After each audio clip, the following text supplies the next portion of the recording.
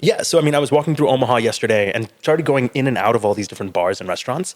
Turns out Omaha has a ton of history that I had no idea about.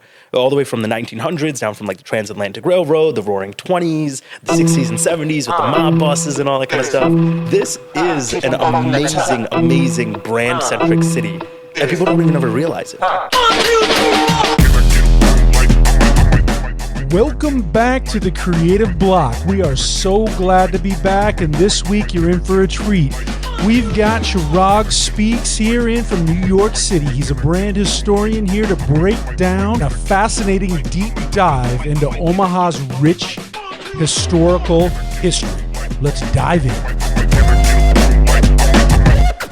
Chirag, just for your information, so as you look around here, this is what it takes to put on the Creative Block podcast. The lighting, the cameras, the mics, the audio, the space we're in right now is a creative. The Culture House, which is owned and operated by Marcy Yates. Okay. He is a creative. He's a recording artist here in Omaha, Nebraska. Nice. How much time and why? First of all, okay. What I want to ask you is, how many times have you been to Omaha, and why are you here? I've been to Omaha. This is my second time, and I can confidently say this time it was for you, right? But last time I was here, it was for a conference. So by trade, I'm a brand historian. I'm a marketing speaker, right? So I get to travel the world giving talks at different conferences and colleges. And I was here speaking at MWEC, right? Which was the Midwest Entrepreneurship Conference. It's hosted by UNO here in Omaha. And it's just a beautiful chance to bring a couple hundred students together and pretty much inspire the next generation of entrepreneurs. How much time have you spent in the Midwest before? Barely, man. So I'm from New York City originally, right? And most of my work tends to be like New York City, California, Florida, New York City, California, Florida. And rarely do I really get to make it out to the Midwest. Yeah. Pretty crazy to see the juxtaposition of these. I mean, Omaha is kind of surprising. It is shocking, man. Omaha is shocking. I lived in New York City from 1999 to 2007. And then I moved to Los Angeles and I came back to Nebraska after I was born in Omaha. I was raised in a small town, Norfolk, Nebraska. Yeah. Then I moved to New York City. Then I moved to Los Angeles and I came back to Nebraska, and I thought to myself, there's no way I'm staying here. I'm going to go back to New York and I'm going to do something else and figure it out. And I got to Omaha and I was like, this is actually a pretty great place to, start a business, make a life. And that's exactly what I did. And I couldn't believe that it's become what it's become. I mean, it really is a really cool place to be an entrepreneur. Mind blowing. A few things. One, right, is there's such a huge, rich history. I myself actually didn't even know. I got here, dropped myself off at the hotel, and just started walking around, meeting a bunch of different businesses and restaurants and stuff. Started learning a bunch. I mean, this place used to be known as the city of vices in a way, almost kind of like Vegas in the sense of come, have fun, neon lights. You had Mr. King Fong downtown as well, which was the first sort of Chinese restaurant to open west here, right? But it was known for being a bunch of drug lords and stuff like that as well throughout the history here. Obviously, that's not all of it, right? Yes. But in the roaring, so you had the 1900s, Gilded Ages, a ton of wealth here, all these amazing mansions. Yep. 1920s up until then is super hyped and exciting. Everyone's making a ton of money. You've been to the Joslin Castle? Huh? You know about the Joslin Castle? I've heard about it. I haven't been yet. I need to go, right? But, and then right after that, Great Depression hits, right? And then all of a sudden you start to see that story start to unravel slowly. 60s, 70s is mob bosses and all that kind of stuff. Yeah. But now the fascinating thing is, right? So I know you guys just did I think it was a $400 million revitalization project, right? Right. And it was this cantilever setup. There's an ice rink. There's this beautiful, I walked around the water and stuff. Pretty cool. And I think what I'm noticing over time is that Omaha is really intentional building what the future looks like while still honoring the past. For sure. Yeah. The one thing though that I've noticed is Omaha's not really used to scaffolding, construction. So dude, my Uber driver was so mad. Yes. This man was frustrated. He was like, every day new construction. I was like, oh, okay. New York City, coming from New York City, scaffolding's everywhere. So I mean, you're used to it. You're used to it, so it doesn't matter. You're used to jackhammers. You're used to honking horns and busy. Here, when we have sinkholes, you know, and we have construction, we've got constant construction everywhere. Yeah. People are kind of up in arms about it, and they're having major issues. And there's a lot of politics around it. And there's a lot of people having issues. We have a new mayor, and it's not really the new mayor's issue. It's really only been, you know, since the new year. So we're not really blaming the new mayor because this was politics before that. When did the mayor come in? I'm sorry. When did the mayor come in? The beginning of the year. Okay. Yeah. So, but the problem is that when people see the new, you know, they want to, you know, start attaching blame where, you know, or, you know, and different things. And so there's some small businesses and I mean, 50%, a little over 50% of Nebraska is small business. And there's about 1.8 million people in the entire state of Nebraska, and 1 million of them live in Omaha. Really? Yeah, or in the around. It does give a very condensed. So when you've got most of the population just in this area here, you've got a lot of small business, and when you've got a lot of construction, it can hurt a lot of. I can imagine. You know, so there's a lot of businesses that are struggling right now, and you've got a time when inflation and gas prices. So there's a lot of people kind of hurting. So anyway.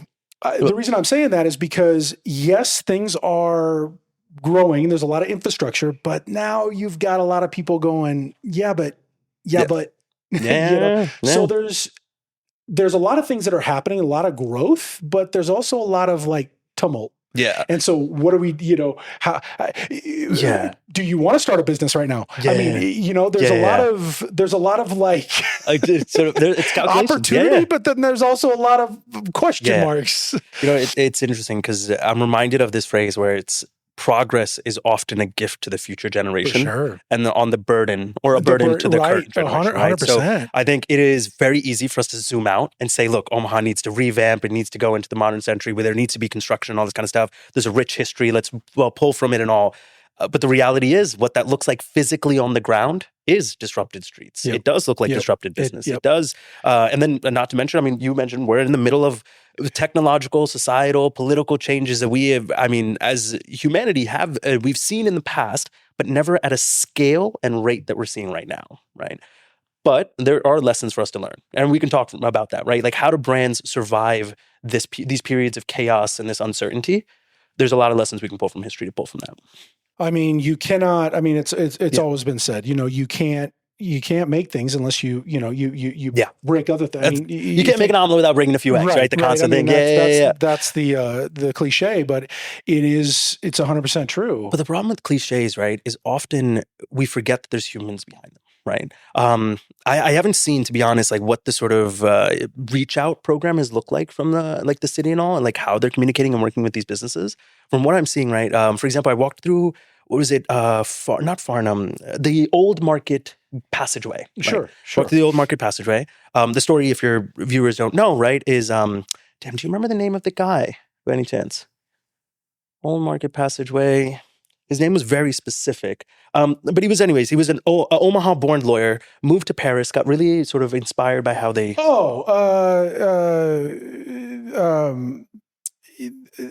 Mercer. Bang. Mercer, right? Yeah. So Mercer, he's an Omaha-born, I believe, lawyer, moves to Paris, falls in love with the sort of architecture and how they preserve history, and decides, you know what, Omaha needs to do the same. We do need to become modern, but we need to hold on to the stories that existed. So he bought up a bunch of like warehouses and stuff, and between two of them, he's built this passageway. And the passageway back when it was the Jobbers Canyons and all that, so the old Jobbers Canyon. Yeah.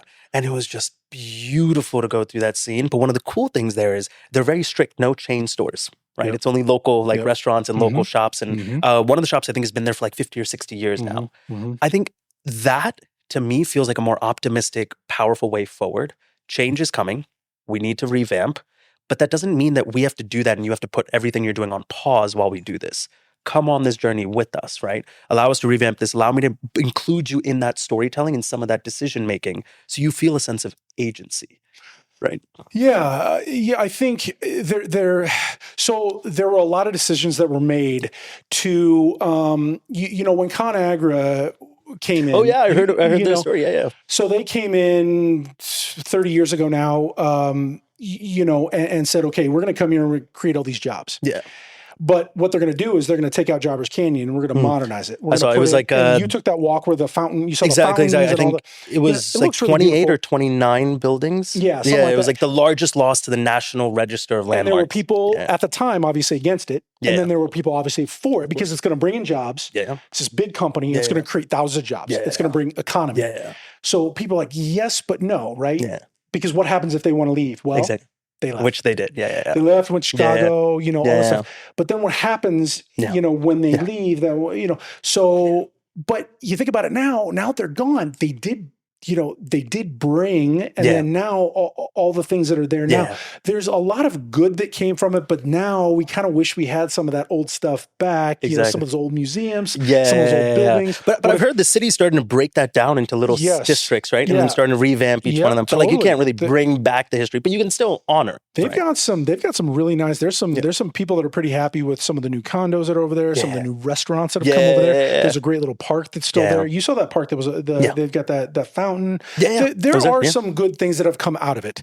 And they kind of just talked about how Omaha was going to be like the city of like the future because it's right in the middle, and they were going to build this thing, and they're going to have like and all this for the audience context also is they had convinced was it Mercer who had convinced? No, it wasn't Mercer. It was Farnham. There was Farnham was his last name. He convinces President, I forget which president was at the time, convinces them pretty much that instead of letting any of the other cities have it, instead let us be, I believe, the first stop on the transatlantic railroad, which kind of brought in a lot of the wealth into this area as well. And then that's what created the Jobbers Canyon. Jobbers was a nickname for people who worked in wholesale.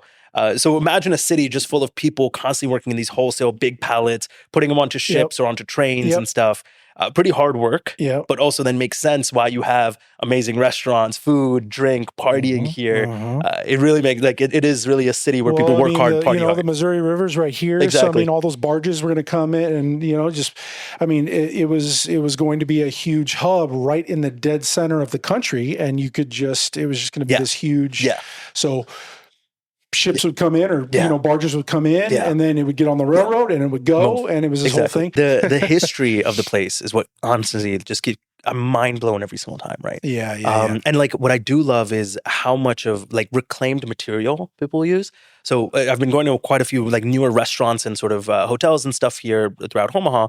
And what you're finding is like they'll have these really luxurious looking stuff. So you're like, wow, this almost feels like I'm in New York or somewhere. But then you'll look to the side and you'll be like, wait, that wood looks off. Or wait, that brick looks different. And you'll ask and they'll be like, that's actually reclaimed from a bar down the street that was really iconic that burnt down. Right. And so it becomes this like pub. So you were at the Farnham Hotel? Yes.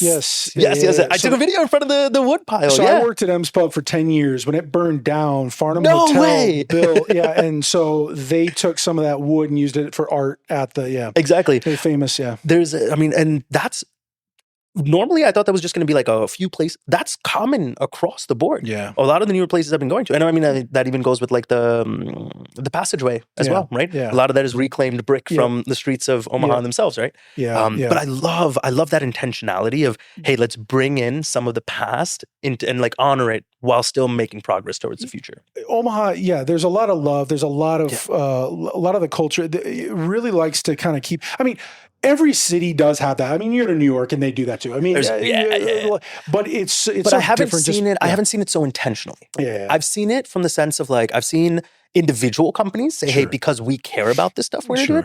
I've rarely seen the cohesion that I'm seeing. I mean, then again, I just had one evening last night, right?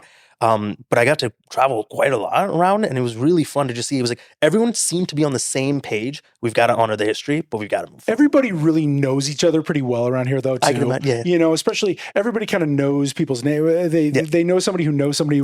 There's not a lot of separation. It's more like 2 or 3 degrees as opposed to like, 7 degrees. But Omaha's a pretty special place. And when you think of Nebraska, right? So something I really want to touch upon too, especially being here at the Culture House, is when you think of Nebraska, you don't think of like this sprawling urban landscape. You think of corn, right? Dude, I told people I was coming. I was like, right? I'm flying out to Omaha to go give a talk, and they were like, Nebraska? In the fields? Like to who? Like, you have but It's so slept on. I was in Florida for my bachelor party, friends of mine, and we got in the Uber, and they're like, "Where are you guys from?" Nebraska. And like, it's cold there. I said, Nebraska. And they're like, "Yeah." Everybody thinks like Alaska. Yeah. Because when you say Nebraska, that's so funny. they don't really know what it is.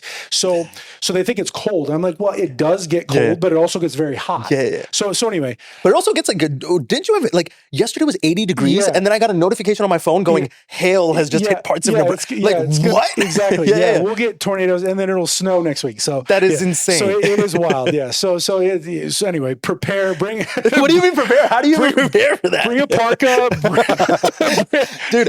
I was packing for this trip, and the freaking thing goes. It was like it's gonna be 80 degrees every day. I'm like, I pack shorts and all this kind of stuff, and then as we're leaving, an hour before I leave for the airport, I check the weather, and it's like it's gonna be raining like thunderstorm every day. And I was like, what? I packed half and half. Yeah, I was like, I'll have to be prepared. You have no idea.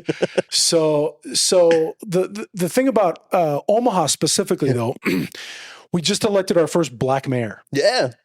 So Omaha is actually a very urban city. Yeah. And so we're a very eclectic city. Yeah. I mean, which is more liberal or conservative leaning? So Omaha is known as the blue dot. Oh, got it. So we're the only, so we're one of two states that splits our vote. Oh, yeah. Got it. So Kamala Harris actually won this city. It's so interesting. So she got one electoral vote for this city. You know, I wonder if that's obviously. Look, I'm a branding and marketing guy. I'm not a politics guy, right? So of course, there are individuals much smarter than me on this. But I wonder if perhaps that becomes the middle ground for many of these states, right? Where there's this common argument right now is that the Electoral College made sense back in the day when when it took months to get to Washington D.C. So you just sent two people, right? You just be like, hey, you know it. Yeah. If he dies, you know it. You're 100%. You're 100%. Right? And now back in the day, that's what it was. And it feels like an outdated system at the moment. 100%. But the thing is, I'm very wary of changing the Constitution at all, right? I think it is hard and very rare for like societies like ours to be able to hold on to this document for so long, right? And I'd like for that to stay the way. But I do think perhaps that's the middle ground. Instead of getting rid of the Electoral College, create it so it splits. Right? Yeah. That's still more representative, I would say, of the will of the people. Yeah. I mean, it seems to make sense for us. Nebraska is trying really, really hard to get rid of that. Really? Yeah. They're trying really hard to get rid of it. Yeah. Because it's an extremely red state. Yeah. And they hate this blue dot. Yeah. Because it was likely especially this last election in 2024, that this blue dot could have mattered. If the blue wall would have held up. Exactly. Then this would have been, this state could have been the deciding strategy. But because it didn't, it didn't matter. But Maine's the other state that also splits their vote. So Nebraska and Maine are the two that split their vote. Anyway, you've been out to Maine ever? I haven't, but my wife's family though is from anyway. Yeah. But back to Nebraska, it's a unique state in that. But also Omaha is one rare city that has this really unique demographic and dichotomy. Yeah. We have Native American, Hispanic, Black. We have some Iranian diaspora. You know that? We have some. We do. Yeah. We have some Muslim. I was surprised to find Indian. I found Indian food all over the place, and I was like, "This is wild." We have Indian. We have a lot of Muslim. We have a lot of Sudanese diaspora. We have why the like what attracted, like, it makes sense on the east and west coast because of ships coming in, but because so we have a lot of Afghan too. When things around, I mean, we have the space. We have the room. That makes sense. In the country, when jobs, farming, think about that, jobs, military bases. We have SAC, we have the Strategic Air Command, lots of military bases. There's obviously farming, packing plants. There's a lot of like, we have the space. Exactly. We have the jobs. We have the economy. There's a lot of other reasons, but we have the school. It's safe. Trucking companies. There's You know, there's a lot of reasons for it. One of the interesting things was about a few years ago, I was laughed out of a room because I was one of 5 people who was asked, what could we do for, there was an area in the Pennsylvania area, the Lehigh Valley, right? What are ideas on how to make this the next entrepreneurial hub, right? Similar to San Francisco or New York and stuff like that. A lot of my counterparts at the time were focusing on things like, bikes and access to capital and all that kind of fun stuff, right? Which is great. Like, those things matter. In order to have a successful entrepreneurial society, you need access to funding, you need education, and the ability to be able to grab a talented workforce, right? But the interesting thing is, have you ever heard of Michael Porter? Yes. Yes. He's a very famous economist, yes. right? And he comes out one day with this idea of it was a social index or so, right? But basically his entire idea was an entrepreneurial society, in order for it to exist, right? We often look at the fancy things, but those are a byproduct once it already exists. What it really needs to exist is when you look down to ideation. People will come up with ideas, but do they have the time, capacity, and space and the agency to actually go and explore them? If most of your population is working 2 jobs in order to keep the lights on, they're exhausted in the morning, they're driving their children to work because there is no school bus system. Those are minutes every single day that are going away, that mental load. You could put all the funding in the world in front of that individual, but how will they ever have the agency or the sort of confidence to go and take that step, right? So it was like one of the most interesting things. If you want to build an entrepreneurial city, the first thing you do is you invest in social programs. You make the livelihood of the average citizen better than it has been before, so that you free up time and space for them to start ideating, to be willing to take risk. Because that's what entrepreneurship at the end of the day is, right? I'm confident that I will take this risk and either this will work out for me and I'll be rewarded. And if it doesn't, one of the things that makes, I think, the American system so different than all the rest of the world, and why we see entrepreneurship the way that we see it here, is that you are forgiven for your debts. You could go start a business, bankrupt the business, and then 2 years later, you can go and start a new one, right? Your family can go and destroy an entire empire, and you can say, you know what? I am my own individual person. I'm going to go open my own business and grow. But that confidence, that individual sense, only comes if I believe in myself. But more importantly, I have the psychological safety that the people around me, if I fall, the system will still save me and push me back up. So what is it what is your message? What is it you're trying to accomplish through, some of the things, some of your messages and some of the things that you're trying to do and push people towards? Just to close out that one quick thing, which is why I think Omaha, to be honest, I'm putting it on my list. Next 20 years. I mean, the next 20 years are also going to be, they're very variable, right? But if I imagine to see this become an entrepreneurial hub very quickly, because I think it has done all the right work of investing right now. I mean, there's always room and stuff to do, but I've rarely seen a city where you're excited to run around and walk around. You're excited to go meet people. There is access to resources. Well, I mean, I think if we can get people to be excited about using public transportation and not, the problem that I've seen is people only want to drive and park. They don't want to get out of their cars and walk to places. They don't want to take public. If you look at our bus system right now, nobody's on them. The buses just drive around. Wow. Are the buses new? Is that a newer thing? No, they've been around. They've been updating them, but nobody uses the buses. There are certain neighborhoods that do because they have to, obviously poor neighborhoods, things like that. But if you look at they offer them and they have them, but nobody's on them. They're empty. These buses are empty. And we have a streetcar coming in, and that's part of the reason why the city is under construction, because they're putting in a streetcar. I see. I know exactly where it's probably going to go. Probably right next to the Farnham, because they're ripping up that street 100%. Right now as we're there. And so, and I think it's going to be good once it's in, and I think people will at first use it, and it'll be cool. But I think in 10 years, I think it's going to be ghost town. Everybody wants their car in this town. People love their trucks. People love the gas. People love their freedom to be in their car. That's just what this is. The Midwest, this is Nebraska. People want their cars, and they love parking, and they love that. That's what they want, and that's what they're going to have, and that's what they're not going away from it. And I don't care how many electric charging stations you put in. I personally would love to have an electric car, and I want one, but I don't think people are gonna. People are just creatures of habit. They want what they want. They know what they know. It is what it is. I'm pessimistic when it comes to it. Change. I like change. I'm good with it. I'm all about, I love new. I like updates. I'm into it. So I'll put it this way. The New York City subway, Yeah. Beautiful system.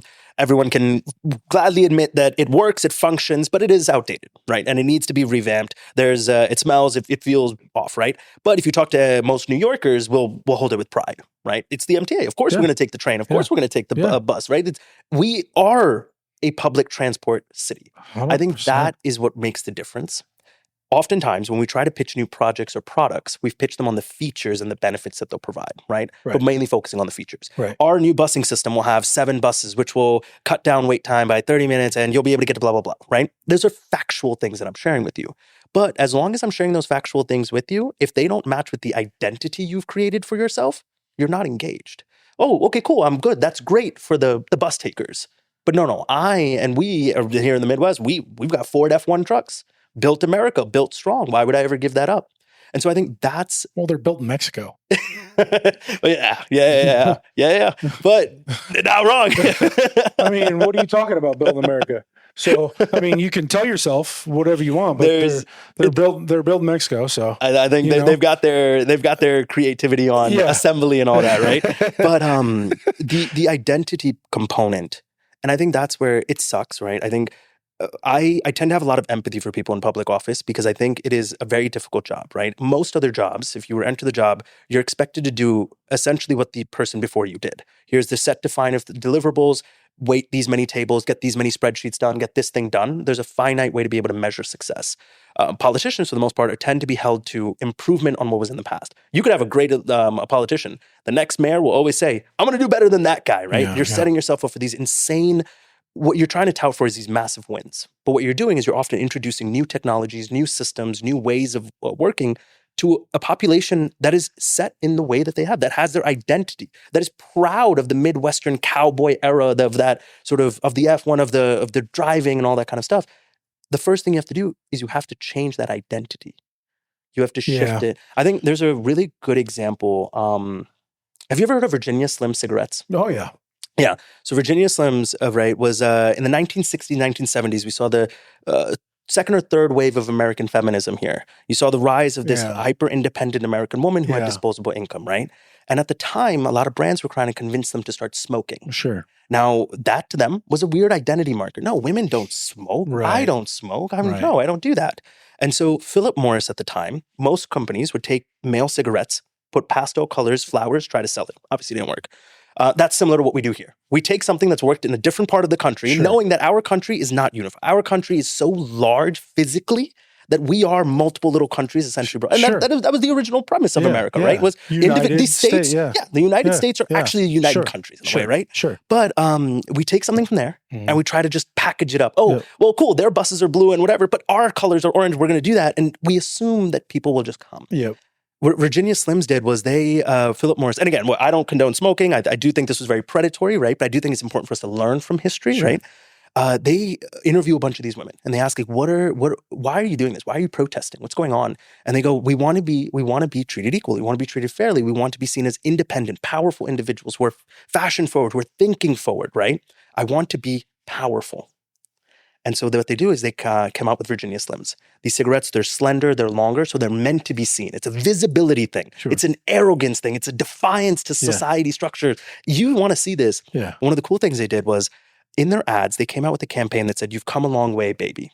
Again, predatory, right? Sure. But the entire idea was, look at how far we've come, right? As women, look at how strong you are. And all their ads, instead of trying to convince you to buy Virginia Slim cigarettes, they were saying things like, look, they had all these ads with these powerful, women who were standing on like power poses and stuff and saying, look at this powerful woman. She loves Virginia Slim cigarettes. Would you like to be a powerful woman? Virginia Slim cigarettes. Exactly. So it's selling the identity first. Sure. Same thing that Levi's did many years ago, where it was like, they were originally for miners and they called them overalls. Moment the Great Depression hit, miners are gone. It now becomes the rugged cowboy gene. But it's not selling you going, oh, here are these overalls that these miners loved, you should buy them. They started going, the rugged cowboy of the West, he wears Levi's. It's going to be a tough sell in Nebraska to get people public transportation. And get them the downside is... I totally understand what you're saying, 100%, 100%. But it is, the downside is, the reason why I tend to be empathetic to politicians is they are rushing so quickly to introduce things. And I'm not saying this is indicative of this group. I'm just saying in general, a trend that I've noticed over history is they rush to push things out and they realize they have no choice. They have no choice. Their terms are, 2 years to a midterm, four to a term, and they have to rush. And I get that. I do understand. I do like term limits. Obviously, I don't want to change that. You do want to, but I understand how politicians have to rush because we are instant gratification beings. We want things right now. Yep. So the public wants it now. It's like, and it has to be better than what was from before. It does. It does. You have to continuously improve. If I'm a politician, it's like it's brutal. And if I'm if I am a a loyal subject, it's like I want it right now. Yeah. And it's like Mamdani, like he has to in 100 days. New York City, in 100 days, it's like he's got to. It's like, but his is such a good example of, if we bring it back to like the public transportation, if you're saying that they're struggling with it, right? What I would have loved to have seen early on before we invested into the actual systems is changing that identity, right? Like, let's shift. What does it mean to be like if Nebraska, like if the average Nebraskan citizen isn't going to say, yeah, I don't want to use public transportation. The problem is the average Nebraska citizen there is no public transportation because think about Nebraska. It's all cornfields. Yeah. Nebraska doesn't have, Omaha is completely different than the rest of Nebraska. Yeah. So the rest of Nebraska does not have, they don't consider, Omaha is like another country. It's like, Omaha is completely different. And so I would have loved if there was of Omaha like Kansas City. What do you call yourselves? What's that? What do you call yourselves? I mean, we're a city. No. Omaha, like we're New Yorkers. What do you call yourself? I mean, that. If that is what I would invest in. I mean, I would invest in Omahans, but it's tough to say. It's tough to say, right? So you got to. I don't know what it. Okay. Like I lived in Michigan for a summer. Loved Michigan. Michiganders. Right? Oh that's my a God. tough one. So I've got two gripes. That's what they call themselves. All people in Michigan, right? I love Michigan. I think it's a beautiful place. It's a tough one. It's tough. Michigander. No, as a New Yorker. But what are Detroitians? But and then this, if you ever meet someone from but I don't really like Floridians either. Floridians to me sounds like fluoride. Yeah, but it's the Michiganders. If you ever ask them where something is, they'll just lift their hand up and go, "Oh, you're here. You just got to get here." Yeah, and it's like, "Thanks, buddy. You did nothing for me. I still have to go look at a map that did absolutely nothing for me, right?" Yeah. But Michiganders, they'll hold on to it, right? I love you, Michiganders. New Yorkers is the best name, though. New Yorkers is like, okay, you take a left on that, and then you take right. Then I give you directions. But what's great about New York is it's so easy. Yeah, it is a privilege. It is a huge privilege that we have by our city being a grid, for sure. I forget how we were. Oh, but like, so that's like. Omaha, whatever that might look like, I think it is important to create an identity, a persona. And I think part of the reason why it's so, especially over the next 2 or 3 decades that are coming in, is I think we're moving from what we call the age of data and optimization over to what I'm calling the age of coherence and resonance.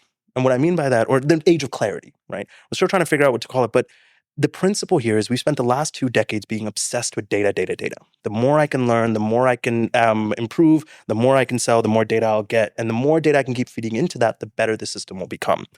Over time, politically, societally, and technologically, of course, with AI and machine learning, the barriers to entry to collect data and to categorize it and to create something out of it has become a lot easier. And it's only going to become easier.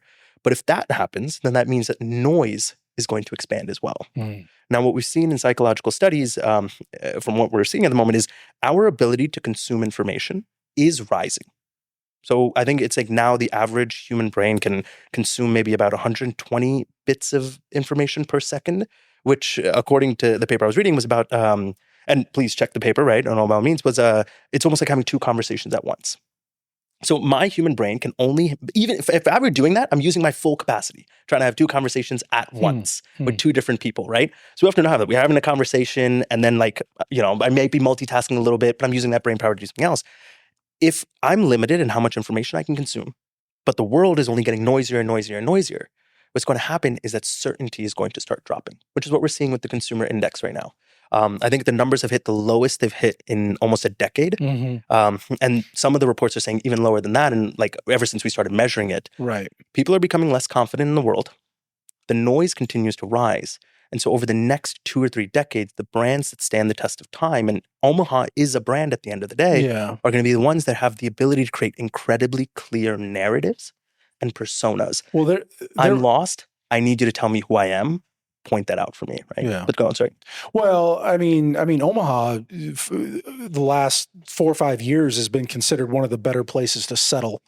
Based on job security, based on cost of living. Dude, I was on the plane coming over. The woman sitting next to me, we're talking about why we're going to Omaha, and she goes, "Oh, I'm just going to go visit my friend. She recently moved out there." And both of us were like, "Why? Like, what could he?" And then we get here, and I'm like, I get it. I get it. Safe, clean. It's safe, clean, family oriented. There's so much to do outside. The art scene is insane. Cost of living. There's things to do. It's not too big to be saturated. It's not too small to be boring. No. Here's the greatest thing I can say.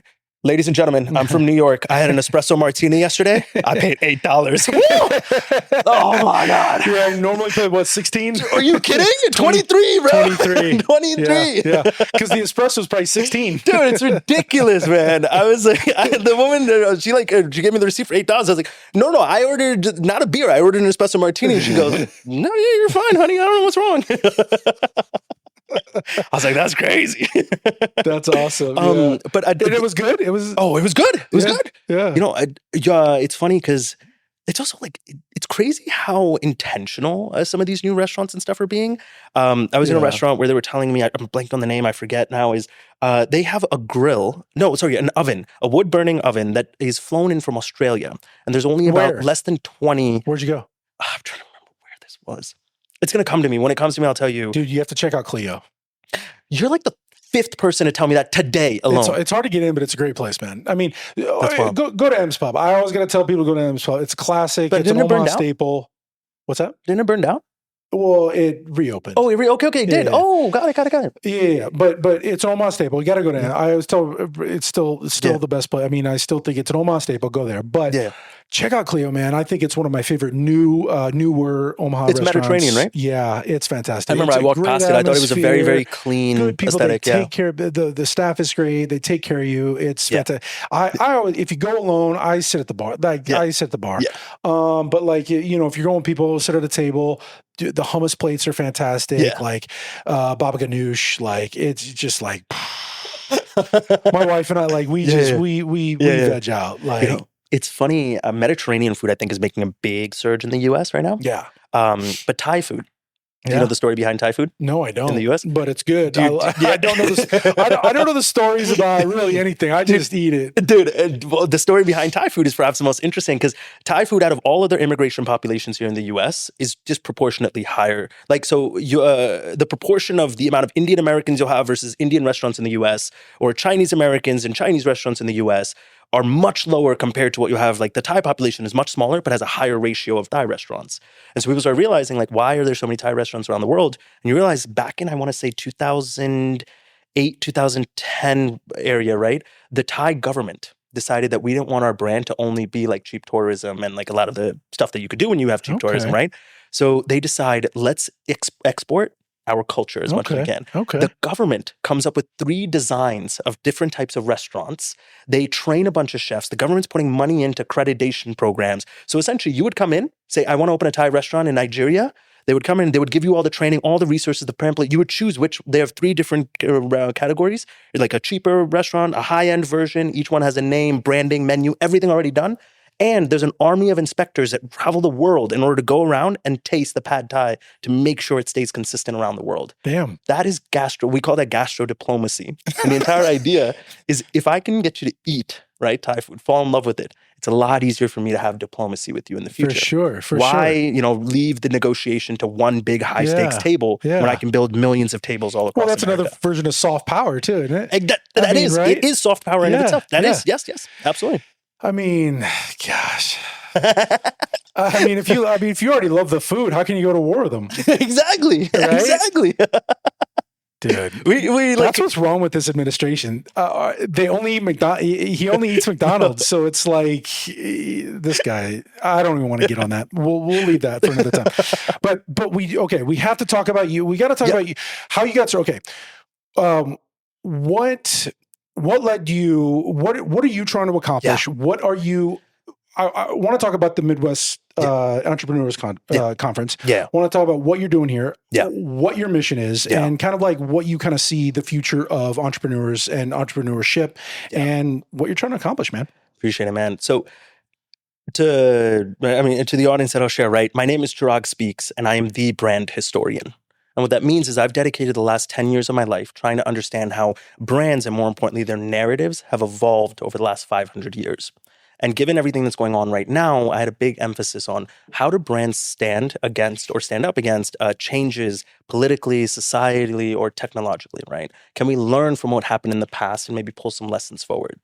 I thought I was going to discover something very complex, some like magic formula or something. No, it turned out to be incredibly simple. I found that the brands that stood the test of time, whenever things changed, weren't the ones that ran ahead and tried to keep up. It was the ones that actually took a step back and asked a very important question is, what is the story that I'm looking to tell right now? And that makes it completely different on how you approach the world and the uncertainty around it. And I can give a good example, which is Starbucks. So Starbucks up until 2008 was starting to see, it was growing really, really well, but then started to see declines. Howard Schultz, the old CEO, was brought back in, and immediately he does three really important things. There's these big espresso machines that a lot of these locations had bought because his competitors bought them, and we had to keep up with the market and all. He immediately got rid of those big machines, brought back the little ones, which means now it's suddenly a little slower to make your coffee. We'll get there. Second thing he does, breakfast sandwiches have become a big hit because all other cafes had it, so we need to have it as well. Gets rid of the breakfast sandwiches. And the third thing that he does is the mobile app, fast ordering, all that kind of stuff. He goes, cool, we'll invest in that because people are doing it, but I don't want to put all our money there. And what he instead decides to go is, what is the story we are looking to tell? It is not that Starbucks is selling you coffee. It's not that like this is the place to get a cheap, quick cup of coffee and go. It's that we are selling you the Starbucks place. Starbucks is a community third space. Have you heard of the third space theory? Yeah. Hey, have you heard of the third space theory? No. Third space theory is we have three places in our lives. One is work, where we're really productive, but we're not as creative and free, but we're collaborating with people. And we're home, where we're very creative, we're very free. But the third spaces become where they blend the two. So think of a pub or a cafe or a park. Places where you're still meeting a bunch of people. You can still be very productive and creative, but still be kind of laid back and have fun. These third spaces are great for coming up with ideas. That's why a lot of people say, oh, we were in a bar when we came up with the startup idea, or we were at Starbucks or something. That's what Starbucks wants to be, a community space for you. So if that is the story that I'm looking to tell, then why did I get rid of the big espresso machine? Because that hid the barista behind the machine.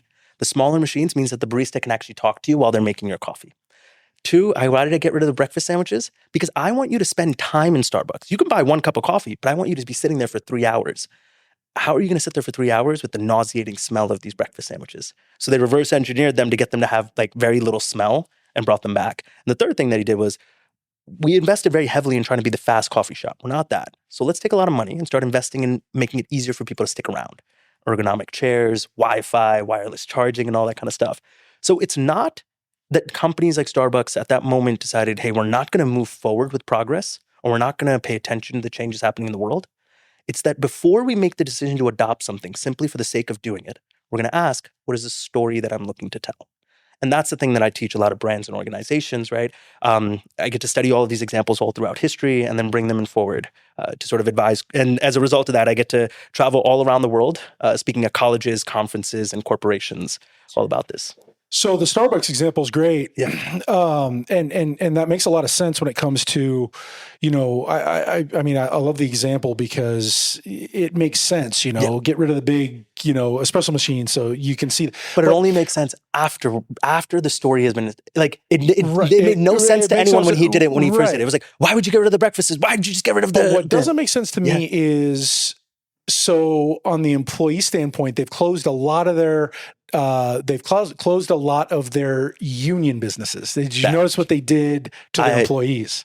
Now to the customers, what they're doing for their customers, sure. Yeah. But they've kind of on the back end, and I don't mean, and I'm not trying to get anybody in trouble here, but on the Look, I think it's definitely tricky, right? Like I go to quite a lot of conferences, quite a lot of podcasts, and like usually I'm sharing stories of some of the best. I'm pulling some of the best or worst moments of these brands, right? And unfortunately, the reality is that brands and companies are incredibly complex organizations. I'm not a full-on contrarian, but I do like to kind of call balls and strikes. I think it's important. And what you're doing is important because we can't always just focus on the rosy, right? We have to be able to compare and contrast. And I think it is a tough world. It is tough in that sense. Yeah. So I used to go to Starbucks, and that's one reason I don't anymore. Yeah. Because I'm pro union because I do believe that, I think employees first. Yeah. I just do. Your employees are your company, right? Customers are very important as well, but I think employees are more important. I think employees first.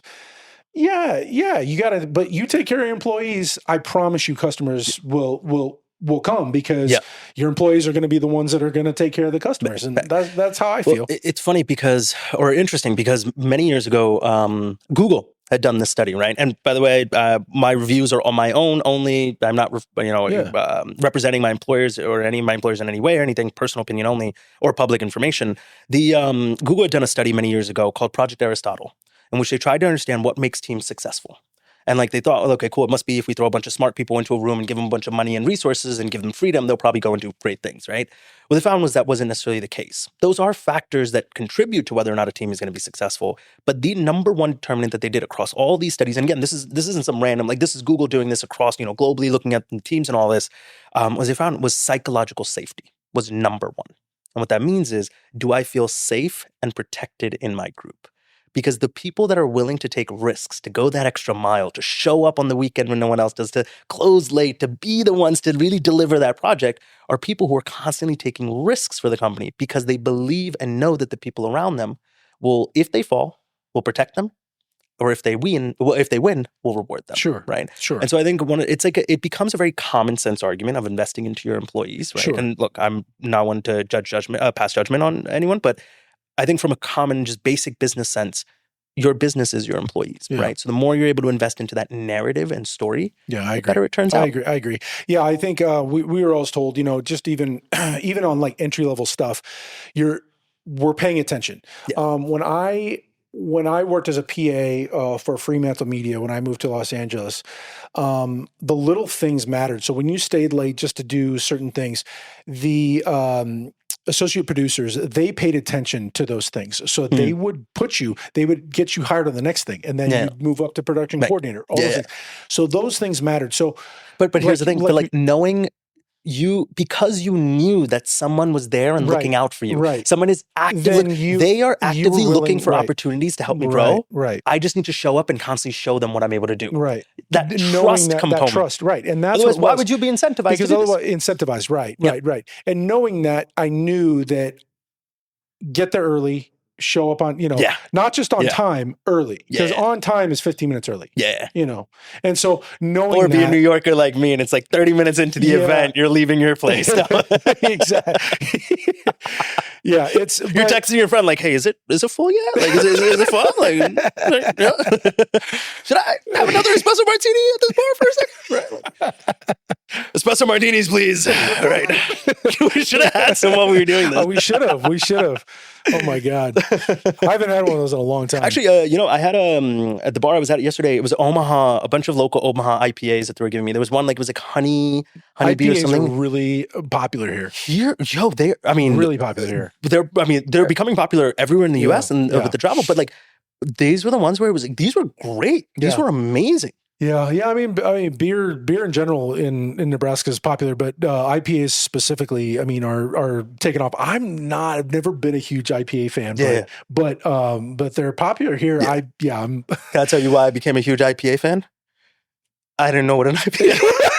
So you're just everywhere I went, every bar had IPAs. Yeah, so you just it was easy to just be like, I'll take one of the IPAs. Chances are they only have one or two IPAs, and you'll be like, I'll have one. I don't know, like, what do you think? Is this one over the years I've found that I'll read the bottles. I didn't know what it was. I still cannot tell you what an IPA is. But what I can tell you is I've learned the little words, the jargon. So I'll be like, oh, is it a little hoppy? Which one's hoppy? You're like, Which one do you like? And they're like, oh, this one. But I'll try. It's a conversation starter. So yeah. That and I mean, you're going to say I keep coming back to espresso martinis, but part of the reason I always say that is I don't even call them espresso martinis. I call them espressitis.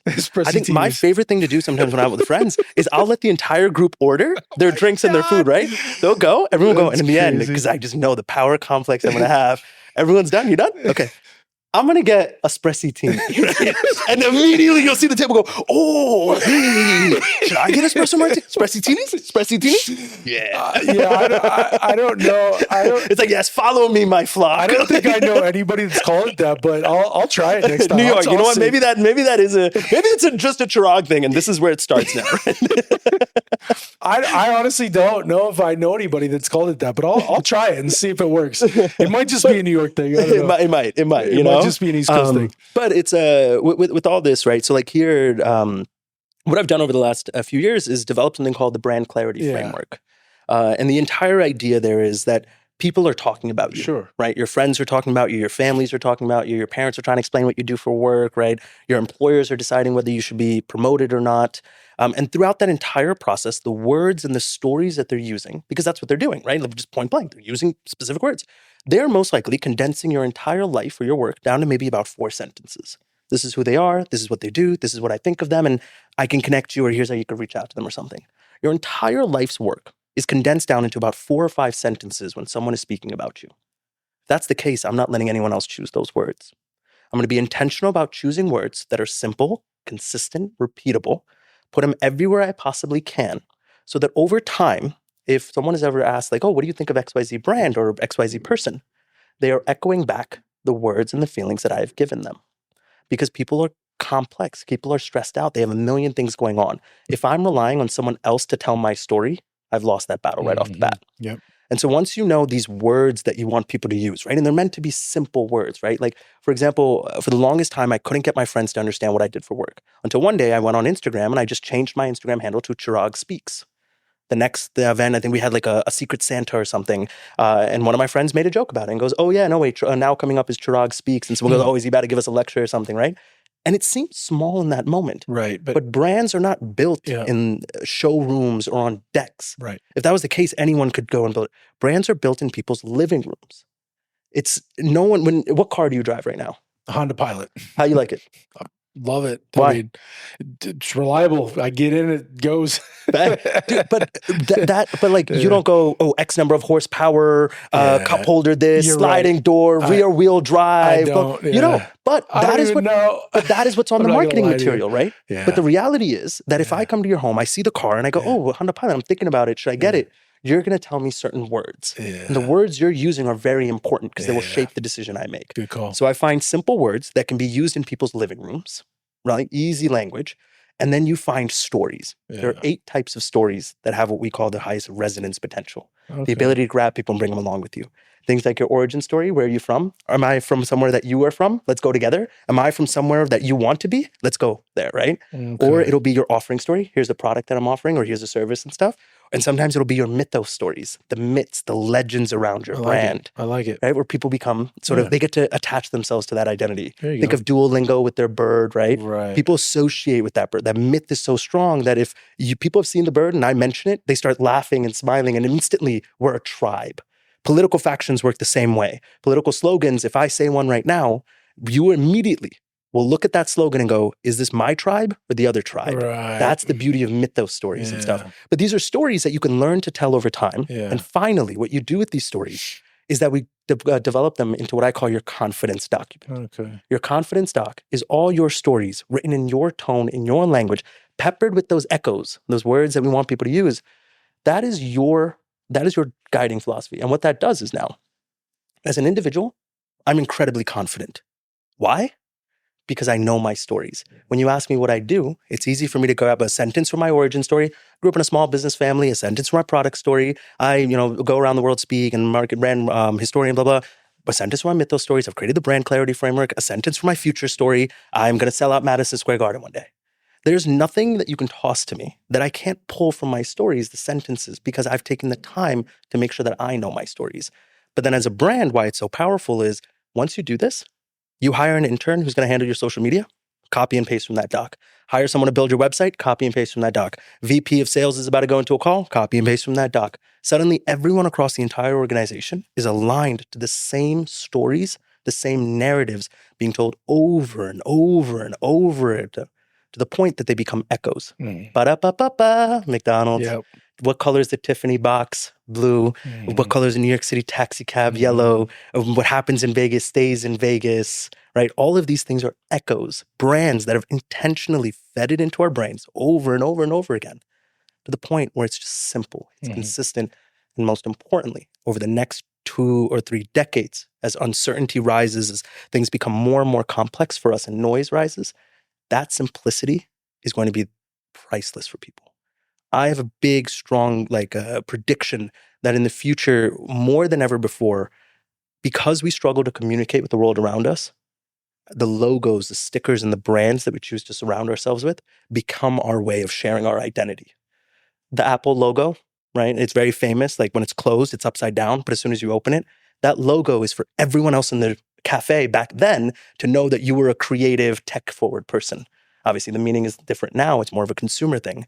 But same, I think we're going to see more and more brands go down that direction where the brands I choose to wear are my way of knowing which tribe and what part of my identity I'm holding on to. Yeah, I think that you need to, we need to get with the mayor. We need to come up with the Omahans. Yeah, we need to come up with a slogan. We need to come up with something. Yeah, we need to figure out so much. So years ago, you remember Omaha kind of got a little nationally famous on the Live with Regis and Kathy Lee, or it wasn't Kathy Lee. It was Regis and what's her name? Who took over? Regis and now it's, I don't even know what the show is, to be honest with you. Well, yeah, come on. It was the morning show on like ABC. Now it's the husband and wife. Rita and Kelly? No. Something like that. Yeah, Kelly Ripa and her husband. I know what you're talking about. Yeah, I know who you're talking about. But I know who you're, that show. Yeah. They Omaha, it's not for everyone. That was the slogan. That's still, I think today is still the slogan. Omaha, it's not for everyone. I don't know if I like it. Or Nebraska, not for everyone. I don't know if I like it. It's exclusionary. But what does it mean? But what does that mean? Like, I can't tell you, okay, what's a New Yorker? Pizza, the Statue of Liberty, grit, hustle, grind. It's kind of what does this tell me? It's kind of a joke. Yeah, it's Nebraska. Yeah. It's not for everyone. Yeah, but the problem with the joke I kind of liked it, but I kind of like it. But yeah, you're right. It's old and it's not great, but that was sort of the thing where it was good enough to make national attention. It kind of wasn't good, but it was good enough to kind of be bad. It was so bad that it was good. But because it worked in that era of optimization. Yeah. Right? In the past, we've been so focused on this idea of like the last click, the last interaction, that this performance mindset that we've created over time, which is like just putting something out like that, right? It was almost like we had to debate it. Was it good? Was it bad? Yes. And it's like, is Nicolas Cage a good actor, right? Yeah. And you always find people on both ends, right? But so now that worked back then, because back then that was exciting. It was novel. It was new, and it stood out. But still to this day, it's debatable if that's a good slogan, even for Nebraska. Yeah. And it's still split, and people still debate it. And we need to come up with something else. But because Omaha, Nebraska is not like a conversation, that's really the only thing that gets national attention. So come up with something else. I'll be bold enough to say, point blank, it could have been good. Maybe it was good. Going into the next 2-3 decades, I think it's bad. The reason I say that is because we come back to what I was saying earlier. Uncertainty is going to continue to rise, and over time what's going to happen is more and more people start to become uncertain of the world around them. They're going to start to ask for reassurance symbols. Yeah. I live in Omaha. What does that mean for us? Like I live in New York City. I live in Long Island, right? There's like my immediate neighborhood around me, right? As things get more and more tense, I'm reaching out, I'm going, are we one tribe here, right? Like what's going on and all. But similarly, you're right. What is it saying? It's saying, and so in this case, right, people are going to be looking to say, like, okay, I live in Omaha. What does that mean? What am I supposed to be doing? People are going to look for guidance. on what should the right action be. I'm with you. I kind of liked it because it was kind of just like, we need something. It's not for everyone. Well, in the era of optimization and attention, dude, it works. It works. And so I was kind of like, we need something. It's not for everyone. Dude, you know what I thought was like really cool? I don't know if it's true or not. I'm going to I would fact check this, but as I was walking to one of the parks, there was these were beams that were orange, like this bright orange color. I was asking some guy nearby, and he said that it had to do with old, like what used to exist there or something, used to be some sort of factory, and like it was known for its iconic orange color or something. I have to look at it again. And so when they were doing this, they pulled that in and had that as accent marks here, right? But I think that, again, Omaha is so rich with its old history and like, and I love how intentional the city is being about new developments, also bringing in old culture and history. Sure. I almost want to say like, and then oh my God, we didn't even talk about the most important thing, the ghosts and your freaking underground, everything. So Omaha, because of its proximity to the river and everything, used to be filled with like a lot of wholesale businesses and the railroad and all that kind of stuff. And so the people that used to work in these were called jobbers. We went over this, right? But in order to actually facilitate a lot of that, they built underground tunnels, right? Which would then be later on used by like the mob and all that kind of stuff as well. Dude. But to this day, a lot of people, in fact, there's like the spaghetti factory, the spaghetti house. Did you spaghetti factory, So that's in like an old warehouse, right? Like, and at the time, people were like, who's going to eat in an old warehouse, like exposed like pipes and all that kind of stuff and rats and all. Turns out to be a great family concept, right? But they were telling me how they have, they were convinced that there is a ghost in the basement. Heck yeah. Yeah, and like, but part of it is because these tunnels still exist. Man. Heck yeah. Yeah, and at the Durham Museum, dude, but that's the thing. Like, there's ghosts at the Durham Museum. Like, I would love for something for Omaha to be like. If you go to the Durham, man, it's wild. It goes like, I would just love it. It almost like it's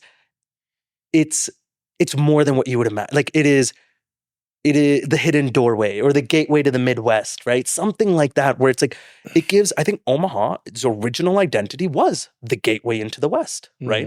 And so if you can reclaim that. St. Louis already has, because the arch, they've got the. St. Louis already has the gateway. But something, like play on the history that Omaha has, because I think people don't know about the history.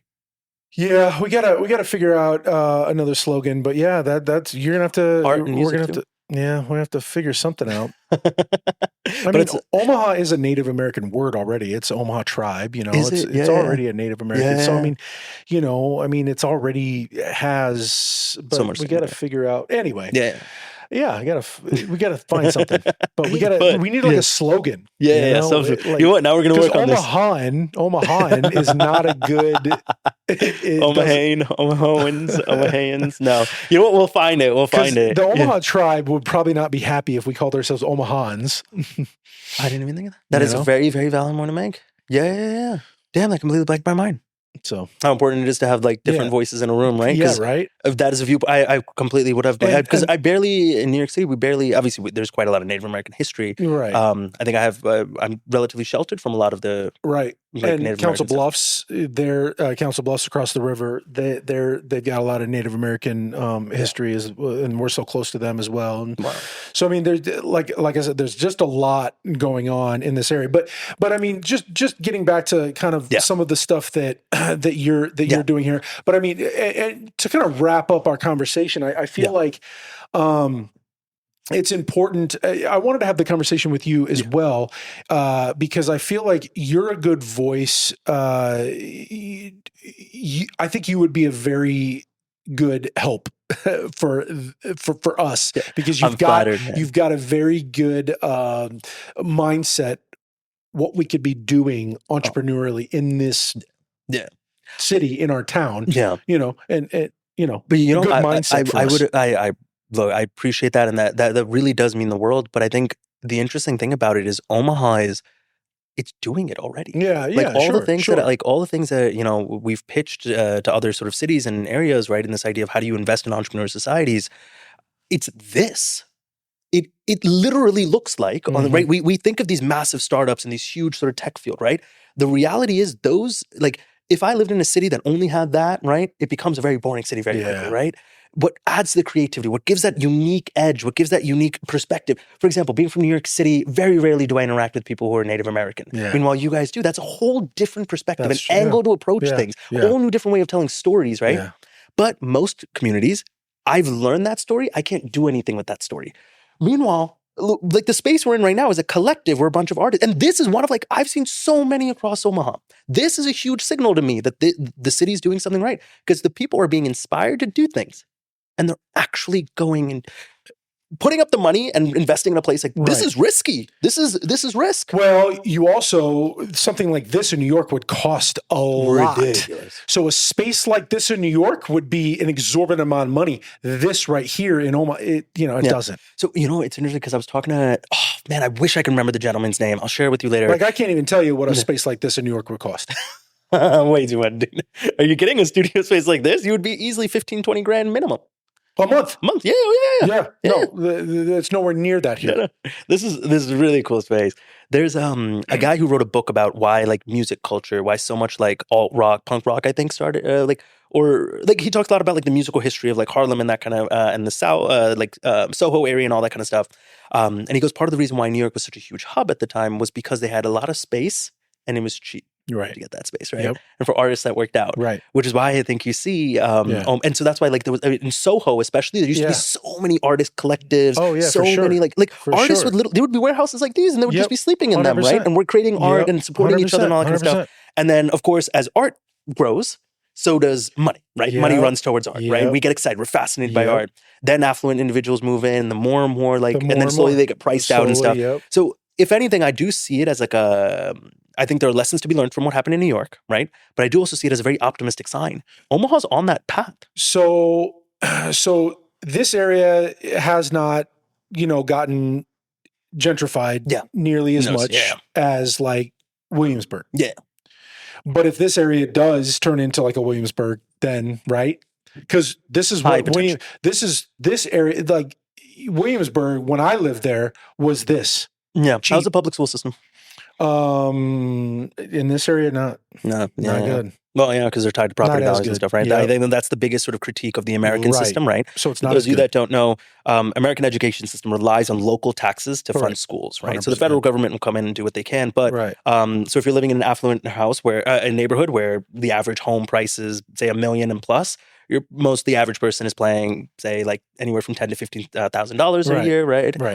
A year, right? Now that goes towards schools and stuff, right? Schools and roads and stuff. Police, so obviously you're gonna have you're gonna have bigger, nicer, like in Long Island for us, schools. Right? We have I pay two taxes. One of my general taxes, and one is specifically school taxes, right?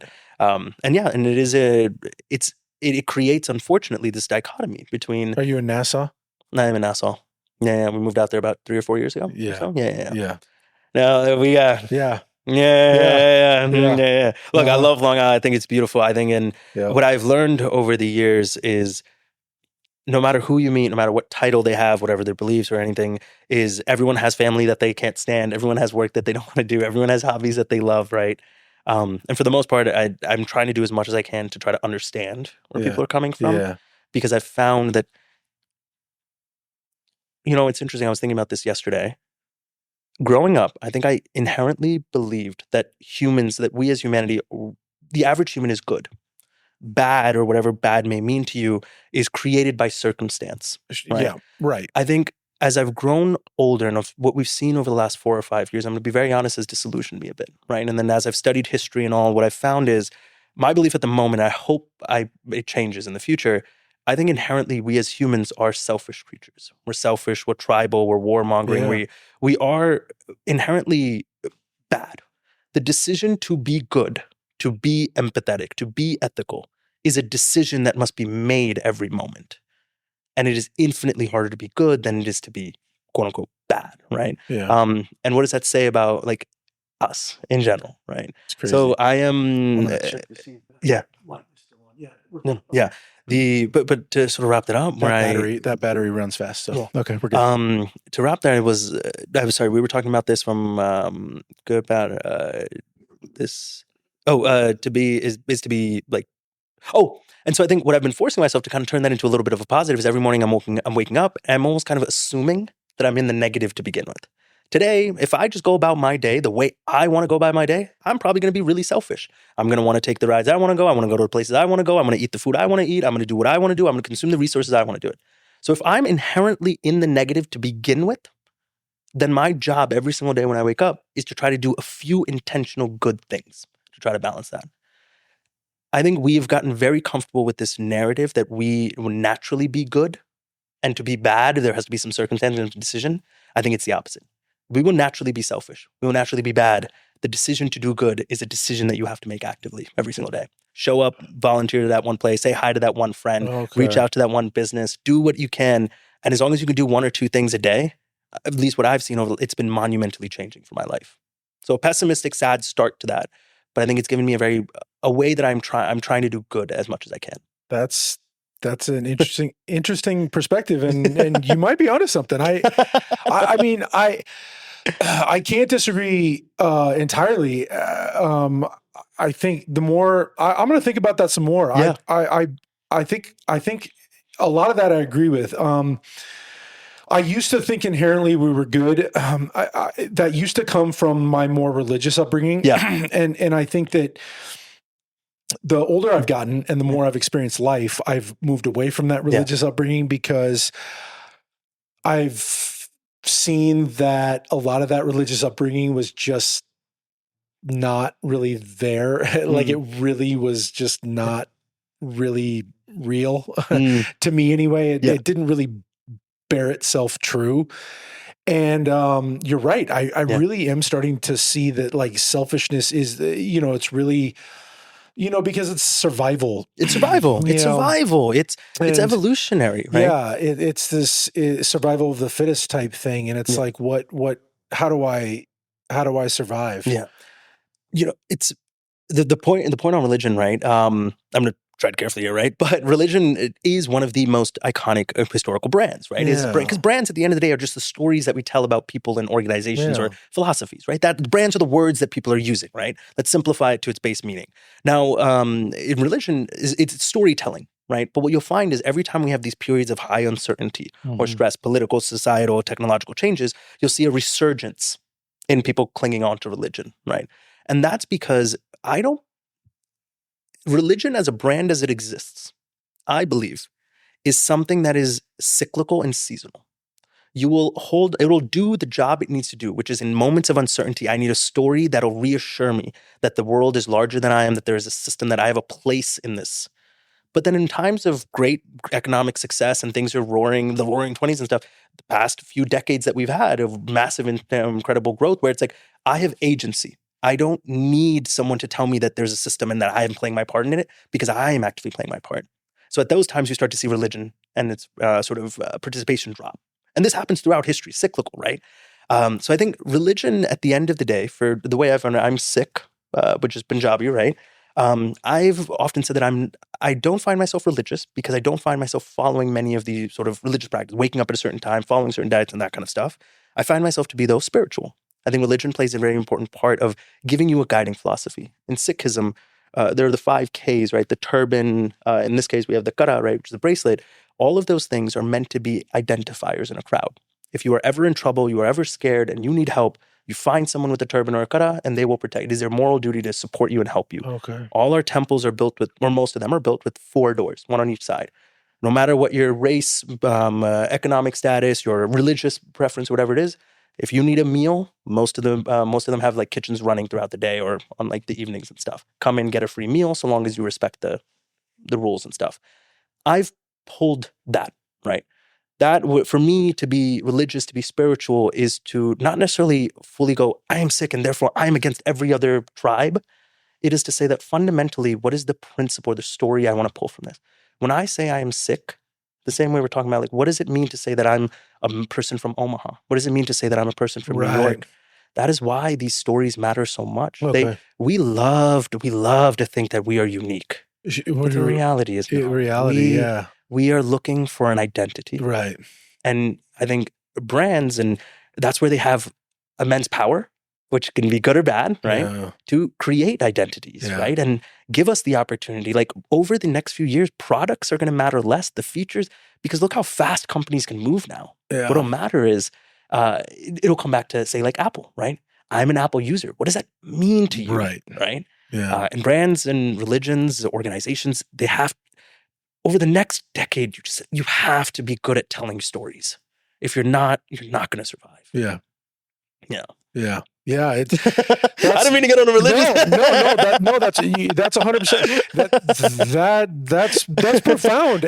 I mean, it's simple. It's simple, but that makes perfect sense, and that's a good place to wrap it up. Because wait, I refuse to wrap it up there. Not until I do this.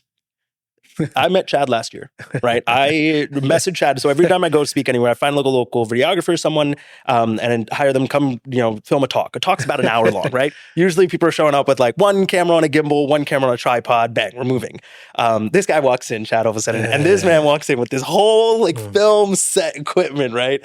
These massive cameras, it's amazing. And it was insane to see someone so passionate about the things they were doing. I can't tell you, Chad, how much afterwards I've thought about that. I've told that story to friends and I've shared them the videos, like, look, these are the cameras. And I'm like, this is someone who's just is in it. He loves it, right? And a big reason now I'm back this year to speak at the conference again, right? And I love that. And I'm very, very excited to speak to student entrepreneurs. But a big reason was, dude, I wanted to do this. I wanted to be able to say one day that, I was there when he's like, this is insane to see, dude. I love doing it. Listen, I think the thing that I appreciate most is it's the piecing everything together. Yeah. I don't actually really, to be honest with you, I'm not really the greatest on this side of the camera. I much prefer being on the other side because I don't really have anything that profound to say. But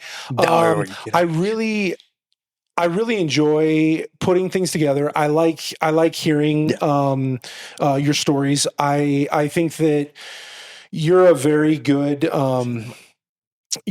storyteller, and I promise I didn't do that for the counter compliment, right? No, you're a very good storyteller, and I like hearing what you have to say. But I think my favorite thing about it is really just kind of helping you tell the story, and that means the world. And it comes like when you hire someone to do that, you hope that they're. I'll put it this way: we spoke for about 10 minutes in the beginning, and then after that, I trusted you. Yeah. I knew, like, I was like, this guy gets the vision, and like, you know what? I'm not gonna ask you, are you shooting an S-Log or in this? No. You are the expert in this case, right? Which was, and like you were looking for my best interest was so clear from literally the first 10 minutes we met. Yeah, I feel like I have a pretty good idea as far as quality wise. I feel like I know. There are some other things that I really wanted to do to make it even better, but it takes a little bit more. I'm gonna put it this way: if you're looking to hire a videographer, whatever his price is, it's too low to begin with, right? Do it. You are gonna get way more than you would imagine. Man. Yeah. There's a lot more I wanted to do, but I'm only one person today. Yeah. If I bring my crew in, we could have kind of built a little bit more. But I'm working with what I can today. But no, like I said, if I could have had my crew today and I was behind the camera, I would have done more. But anyway, Chirag, I really appreciate you coming on the show. I really appreciate it. Where can we find you? Where can we follow you? Yeah. What your Instagrams, your YouTubes, all the fun stuff. So everything is on chiragspeaks.com. ChiragSpeaks. Did we get that right? Are you sure? You know what? Whatever. They'll put them somewhere here, right? But chiragspeaks.com. And then if you're ever on the History Channel and you're ever seeing the show, The Mega Brands That Built America, if you ever watch any of the seasons, I will be popping up throughout the screen. Those are easy ways to sort of stay in touch. And please, if you ever have any questions, want to talk, I love talking to people and meeting new stories and stuff. So reach out, Chirag@chiragspeaks.com. Right. I'll make sure to put a lower third or something in the description in one of the places. I really appreciate you being on, and make sure you check us out. Bang. All right. Cool. There we go. All right. Awesome. Okay.